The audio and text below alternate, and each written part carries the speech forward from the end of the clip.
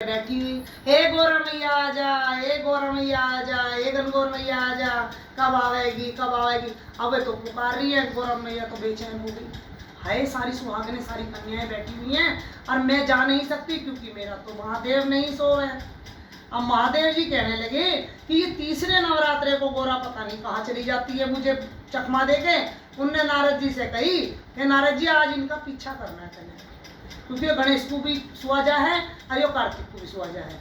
तो कहने लगी भोले बाबा कहने लगे कि मैं आज सोऊं ना। तो भोले बाबा को मैया तो मैया है, नारी के आगे तो भैया भगवान भी है। मैया ने ऐसे हाथ फेराए,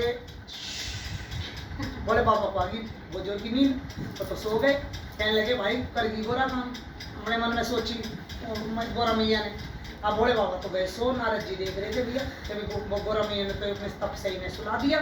अब गौरा मैया ने 16 श्रृंगार करके ऐसी बन ठन के छम छम पायल पहन के छम छम छम छम नदी किनारे पहुंच गई, नहाई कोई श्रृंगार करा। जो मंगलसूत्र मोटी माल थी वो टाक दी बढ़ के पेड़ पे, और वहाँ कहने लगी आज हे सुहागनों में अभी आई। तो सारी कहानी सुन रही थी सबको, हे मैया आ गई तू कि हाँ सब कन्याओं को भर भर देगी। जितनी भी यहाँ कन्याएं बैठी हैं सबके पति बहुत अच्छे मिलेंगे, क्योंकि आज वो सारी कहानी सुन रही है उजमन में। उजमन में जो सुहाग देती हैं और सुहाग लेती हैं उनका अमर सुहाग होता है कहते हैं, और कलयुग है इसको कुछ नहीं कर सकते।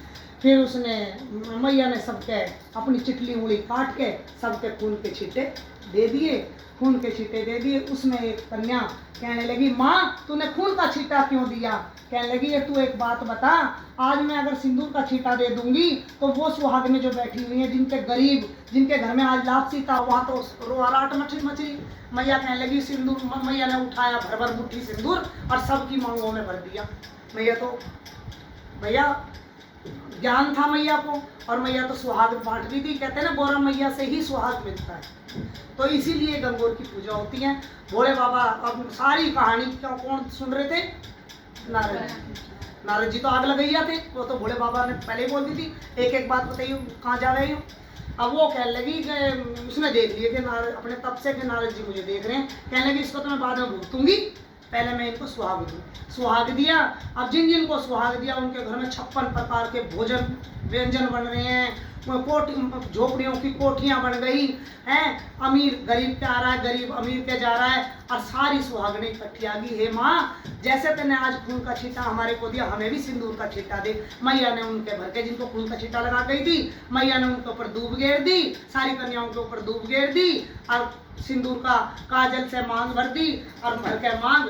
और वे तो खूब नाचे गाँव में, फिर बहने देने अपनी सास को, और खूब वहाँ तो ठाट बाट हो रहे। फिर कहने लगी भाई मैं तो तुम्हारे को सुहाग दे चली, अब मैं जा रही, मेरी भी पूजा सफल होगी, मैंने भी सुहाग, अब सारी की सारी दूब मुझे। कहने लगी गौरा मैया को, गौरा मैया ऐसे बैठ गई, गौरा मैया के पास आई, आके सब सुहागनों ने उसको छींटा उसके दूध का छींटा दिया, सिंदूर उसकी मांग में भरा, बिंदी लगाई, और उसके तो ठाट बाट हो गई। अब वहाँ से नारद जी वो गौरा मैया वहाँ से विदा होकर चली गई। नारद जी को देख लिया उन्होंने, कहने लगी नारद जी